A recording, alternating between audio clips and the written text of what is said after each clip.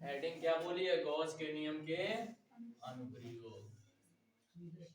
Gauss के नियम के अनुप्रयोग। पहला अनुप्रयोग क्या बोला है? अनंत लंबाई के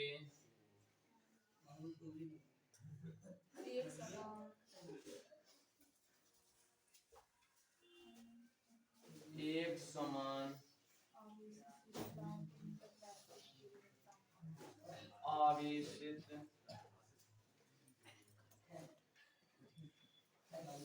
सीधे तार के निकट वैद्युत क्षेत्र की तीव्रता। समझना, इधर देखो ध्यान। क्षेत्र की तीव्रता यानी हमें वैद्युत क्षेत्र की क्या निकालनी है? तीव्रता यानी ई निकालनी है। इधर देखो, हमें क्या निकालनी है? वैद्युत क्षेत्र की तीव्रता ई निकालनी। समझना ध्यान से। हमने क्या बोला? अनंत लंबाई का एक समान आवेशित सीधा तार। तो पहले हम एक सीधा तार बनाएंगे। क्या बनाएंगे?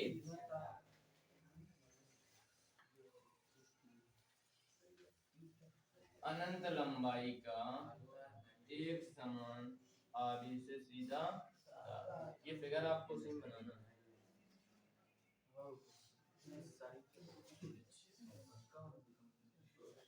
आवेशित है तो इस पे आवेश।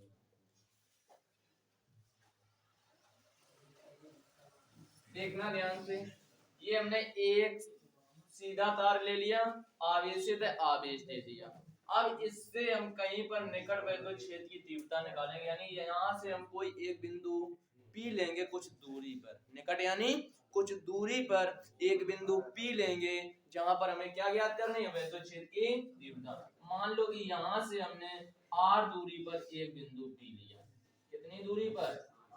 R दूरी पर। यहाँ पर हमें जहां पर वैद्युत क्षेत्र की तीव्रता ज्ञात करनी है, वहां पर हम एक गॉसियन पृष्ठ खींच लेंगे। क्या खींच लेंगे? गॉसियन पृष्ठ खींचो L लंबाई का। वही बेलन के तरीके से खींच लेंगे ना। बेलन क्या होता है? गॉसियन पृष्ठ होता है। तो बेलन के तरीके से ही खींचेंगे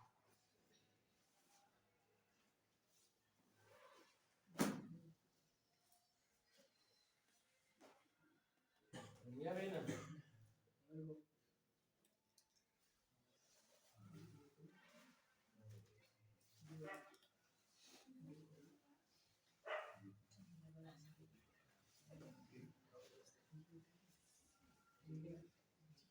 ये हमने बिंदु P यहाँ पर दिया। यहाँ पर हमें क्या ज्ञात करनी है? वैद्युत क्षेत्र की। तो यहाँ पर एक हम सूक्ष्म क्षेत्रफल ले लेते थे, जहां पर वैद्युत क्षेत्र की तीव्रता ज्ञात करनी होती थी dA। क्या ज्ञात करनी थी? dA।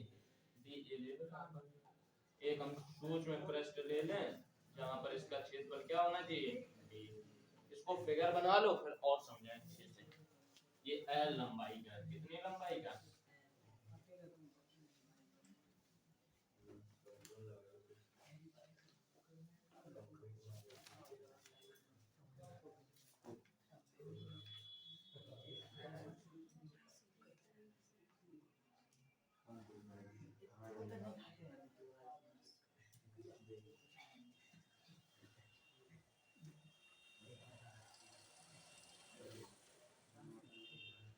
बन गया बेलन।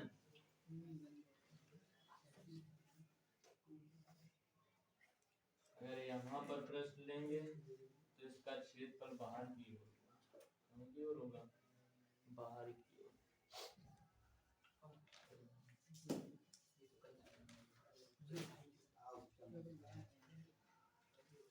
तीव्रता इधर की ओर होगी, दोनों आपस में लंबवत बना लो फिगर, फिर और समझें अच्छे से।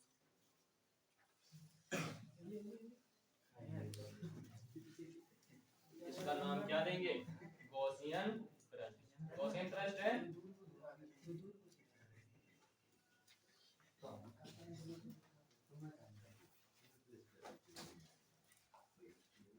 बना लो।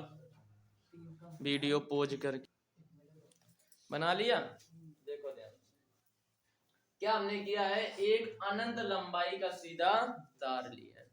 जब हमने अनंत लंबाई का सीधा तार लिया तो इसमें हमने कोई आवेश प्लस क्यू एक समान रूप से वितरित कर दिया। कोई आवेश प्लस क्यू एक समान रूप से हमने क्या कर दिया, वितरित कर दिया। यही तो बोला गया, एक समान रूप से आवेश, यानी ये तार पर हमने क्या किया, एक समान रूप से आवेश वितरित कर दिया। अब समझना ध्यान से कि इसकी जो इसकी लंबाई है, यानी तार की कोई लंबाई होगी L, इसकी लंबाई पर जो वितरित आवेश है, यानी इसकी लंबाई पर, यानी हम बोलेंगे प्रति एकांक लंबाई पर वितरित आवेश। प्रति एकांक जहां बोलेंगे उसका हम क्या करते हैं, भाग लगाते हैं। जहां हम प्रति एकांक बोलते हैं उसका क्या करते हैं, भाग लगाते। जैसे ही हमने बोला प्रति एकांक लंबाई पर वितरित आवेश, तो इसकी लंबाई पर वितरित आवेश यानी L नीचे आएगा, आवेश ऊपर आएगा। यानी इसकी प्रति एकांक लंबाई पर वितरित आवेश को रेखीय आवेश घनत्व कहते हैं, और रेखीय आवेश घनत्व को लैम्डा से प्रदर्शित। बात है समझ? अगर आपसे रेखीय आवेश घनत्व की डेफिनेशन पूछी जाती है तो आप बताओगे कि किसी तार में प्रति एकांक लंबाई पर वितरित आवेश रेखीय आवेश घनत्व कहलाता है। इसे कहते हैं रेखीय आवेश। इसे किससे प्रदर्शित करते हैं, लैम्डा। बात आई समझ में? लैम्डा को क्या बोलेंगे, रेखीय आवेश, प्रति एकांक लंबाई पर वितरित आवेश रेखीय आवेश घनत्व। कोई बता सकता रेखीय आवेश घनत्व का मात्रक क्या होगा? इसका मात्रक क्या होगा, कूलम प्रति मीटर। बात आई समझ में? यानी आवेश का मात्रक कूलम, लंबाई का मात्रक मीटर, यानी रेखीय आवेश घनत्व का मात्रक क्या होगा, कूलम प्रति मीटर। अब देखना ध्यान से, जो हमने आवेशित तार लिया है इसका रेखीय आवेश घनत्व तो लैम्डा कूलम प्रति मीटर। बात आई समझ में? अब इस तार से r दूरी पर एक बिंदु हम क्या लेते हैं, P लेते हैं। इस तार से r दूरी पर एक बिंदु P लेते हैं। अब इस बिंदु को स्पर्श करते हुए एक हम गॉसियन पृष्ठ खींच लेते हैं। ये गॉसियन पृष्ठ कैसा है, सममित है। कैसा है, सममित है। यानी सममित गॉसियन अगर सममित है तो इसका कारण ये है कि इसके हम किसी भी बिंदु पर तीव्रता निकालें तो समान निकलेगी। बात आई समझ में? यानी सममित का मतलब है किसी भी बिंदु पर तीव्रता निकालें, यहां से यहां दूरी पर आवेश तो समान है। बात आई दूरी की, यहां से यहां भी दूरी समान होगी, यहां से यहां भी दूरी समान होगी, इधर से इधर भी दूरी समान होगी, इधर से अगर सीधे देखें तो वो भी दूरी समान होगी। आई बात समझ में? अब दूसरी बात समझना, अगर जो हमने यहाँ पर बिंदु P लिया वहां पर एक सूक्ष्म क्षेत्रफल ले लेते। क्या ले लेते? सूक्ष्म। अगर हम सूक्ष्म लेते हैं तो फ्लक्स भी सूक्ष्म निकलेगा। यानी हमने तुम्हें बताया कि वो सूक्ष्म क्षेत्रफल dA है और तीव्रता भी उसकी कहां की ओर है, बाहर की ओर। बात आई समझ में? तीव्रता बाहर की ओर कैसे होगी, जहां पर बिंदु हम P लेते हैं, इधर समझो, जहां पर बिंदु हम P लेते थे, याद करो वहां पर हम एक परीक्षण आवेश लेते थे। वो परीक्षण आवेश कैसा होता था, धन। धन होता था। तार पे भी आवेश कैसा है, धन। बल कहां की ओर लगेगा, विपरीत, यानी बाहर की ओर। दोनों आवेश प्लस है, बल कहां की ओर लगेगा, बाहर की ओर। अगर बल बाहर की ओर है तो तीव्रता भी कहां की ओर होगी, बाहर की। इतनी बात आई समझ में? तो तीव्रता हमें बाहर की ओर मिल गई। फिर हमने तुम्हें बताया था अगर ये हमने कोई पृष्ठ खींचा तो इसका क्षेत्रफल भी कहां की ओर होगा, बाहर की ओर। यानी इसका क्षेत्रफल भी बाहर की ओर है, तीव्रता भी बाहर की ओर है, तो थीटा कितना हो गया, 0। तो अगर हम यहाँ से फ्लक्स यानी सूक्ष्म क्षेत्रफल लिया है तो हम सूक्ष्म यानी फ्लक्स निकालें d फाई e। क्या निकालें, d फाई e। तो होता है E वेक्टर डॉट dA लिया है तो dA। इतनी बात आई समझ में, E dA। इतनी बात आई समझ में? अब अगर यहाँ वेक्टर के रूल लगाएंगे तो d फाई e बराबर E dA cos थीटा। आई बात समझ में? अब हम यहाँ पर देखो, अगर हम ये पृष्ठ ले रहे हैं तो क्षेत्रफल और विद्युत क्षेत्र के बीच एंगल कितना है, 0। तो अगर यहाँ पर हम एंगल 0 रखेंगे तो इतना काम खत्म हो जाएगा, cos 0 का मान 1। तो डायरेक्ट डी फाई बराबर ई ए आ जाएगा। इतनी बात आई समझ में? देखो कैसे, यहाँ पर एंगल कितना हो गया 0 और cos 0 और cos 0 का मान 1 और 1 का इसमें गुणा करोगे तो उतना ही रहेगा। इतनी बात आई समझ में? अब समझ, ये तो हमने सूत्र में लिया है, छोटा लिया यानी छोटा हमने प्रयोग करके ले लिया। अब अगर हम संपूर्ण फ्लक्स निकालें, कैसा निकालें संपूर्ण फ्लक्स, तो हमने तुम्हें बताया था जब संपूर्ण फ्लक्स निकालते तो समाकलन ले लेते हैं। अगर हम इसका संपूर्ण गॉसियन पृष्ठ से गुजरने वाला फ्लक्स निकालें, किससे संपूर्ण, संपूर्ण मतलब पूरे, संपूर्ण गॉसियन पृष्ठ से, संपूर्ण गॉसियन पृष्ठ से गुजरने वाला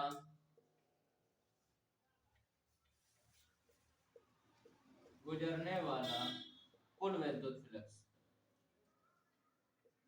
कुल वैद्युत फ्लक्स।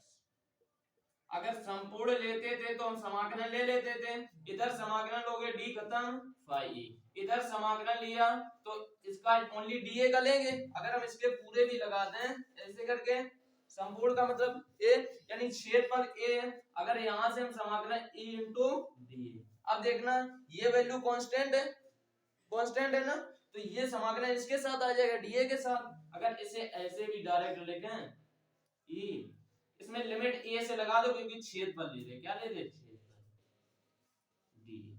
अब देखना ध्यान से, ये जो क्षेत्रफल है किसका क्षेत्रफल है बेलन का, किसका क्षेत्रफल बेलन, और इसके चारों ओर का यानी वक्र पृष्ठ का क्षेत्रफल किसका है वक्र पृष्ठ, और बेलन के वक्र पृष्ठ का क्षेत्रफल क्या होता है संपूर्ण है, हमने समाकलन लगा दिया संपूर्ण क्षेत्रफल अब लिखेंगे। तो बेलन का वक्र पृष्ठ का क्षेत्रफल क्या होता है 2 पाई आर एल, तो इसकी जगह आप क्या लिख दोगे 2 पाई आर एल, ये क्या है बेलन के वक्र पृष्ठ का क्षेत्रफल।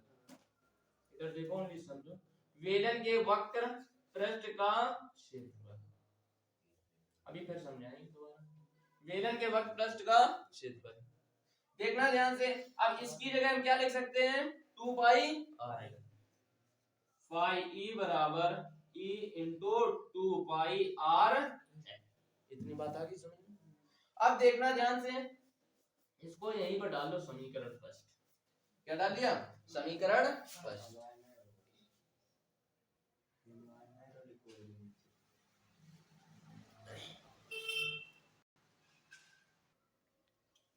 देखना इसकी जगह हम क्या रख देंगे 2 पाई डी ए, ये क्षेत्रफल है बेलन का संपूर्ण वक्र पृष्ठ का क्षेत्र, इसकी जगह हम रख देंगे क्या 2 पाई आर एल। देख लेना इतना नहीं आ रहा है, लिखा इसकी जगह डी ए बराबर 2 पाई आर एल, समझना होंगे डी फाई बराबर ई इंटू 2 पाई आर एल, इसको लिख दो समीकरण फर्स्ट। अभी हमने ये कहां निकाला है इसके पास में यानी आर दूरी पर। अब अगर इसके हम देखना ध्यान से, अब अगर ये हमने पहले तो बिंदु P लिया आर दूरी पर, अब अगर यही बिंदु देखो पहले हमने कहां पर लिया इधर कहीं लिया है, इधर कहीं लिया है, सभी जगह समान निकलेगा। अब यही अगर हम इसके समतल पृष्ठ पर देखें, समझ लेना ध्यान से, अभी तो हम इसके इधर निकाले इधर निकाले इधर निकाले तीव्रता निकली, जो ई डी फाई फ्लक्स हमने निकाली, अभी आगे सॉल्व और करेंगे। अब अगर हम इसके समतल पृष्ठ पर फ्लक्स निकालें तो कोई बता सकता है समतल पृष्ठ पर फ्लक्स कितना होगा, कितना होगा देखना ध्यान से, समतल पृष्ठ का मतलब हम कहीं यहां पर क्षेत्रफल लेंगे डीए, समझ लेना, कहीं क्षेत्रफल हम यहां पर लेंगे इधर, अगर हमने ये क्षेत्रफल इधर ले लिया तो देखना ध्यान से वक्र पृष्ठ का क्षेत्रफल कहां की ओर हो गया बाहर की ओर यानी ऊपर की ओर होगा। अगर इस पे हम लेंगे तो क्षेत्रफल इसका किधर है ऊपर की ओर है, ऊपर की ओर, और वैद्युत क्षेत्र की तीव्रता ये प्लस है, तो बिंदु P हमने यहां लिया तो वो भी बाहर की ओर होगी, तीव्रता तो बाहर की ओर है, क्षेत्रफल कहां की ओर है ऊपर की ओर। तो अगर हम फ्लक्स निकालें तो देखना ध्यान से फाई ई बराबर ई इंटू यानी हम पहले सूत्र निकालेंगे DA cos थीटा, यही तो होता है। बात आई समझ में? अब अगर देखना ध्यान से, हमने डायरेक्ट फार्मूला लगा दिया, आप एक बार इसे ऐसे करोगे फिर बाद में लगाओगे, देखना एक बार और सोल्व करो। EDA cos थीटा आया। अब देखना ध्यान से, इन दोनों के बीच एंगल कितना है, और cos 90 का मान 0 का गुणा करोगे, यानी इसके समतल पृष्ठ पर फ्लक्स कितना होता है, पता है। तो इसको हम निकालेंगे नहीं क्योंकि 0 होता है, हम इसके इधर निकालेंगे बिंदु P कहीं सामने रख के। समतल पृष्ठ पर फ्लक्स कितना होगा, 0 होगा।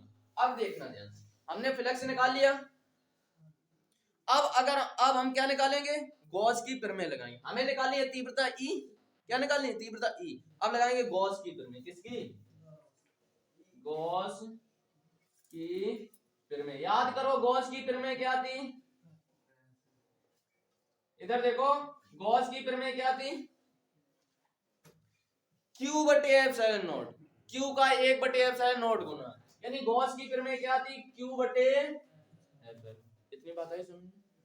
अब देखना ध्यान से, यहाँ पर रेखीय आवेश घनत्व क्या है, लेमडा, लेमडा बराबर है Q बटे L।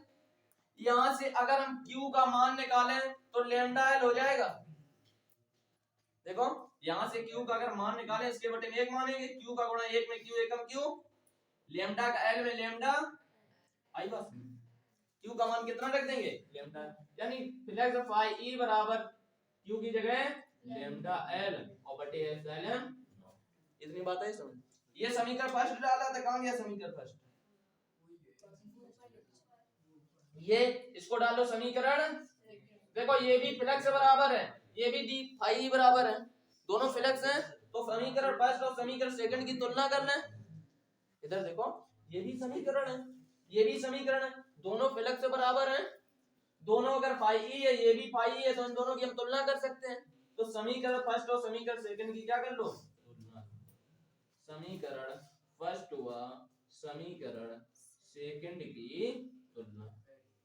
तुलना करना जानते हो कैसे की जाती, अरे दोनों बराबर कर दो, फाई बराबर ये है तो इसके बराबर ये, तो ये दोनों इसके बराबर, यानी E इंटू 2 पाई आर एल बराबर लेमडा एल बटे एप्सिलॉन नॉट। इतनी बात आई समझ में। अब देखना ध्यान से, हमें निकालना क्या है, E, तो यहां से E निकालना, तो गुणा वाली चीजें कहां जाएंगी, कहां जाएंगी, भाग में, यानी E बराबर लेमडा एल बटे 2 पाई आर एल एप्सिलॉन। इतनी बात आई समझ में। देखो कुछ कट रहा है, L से L दिखा कुछ।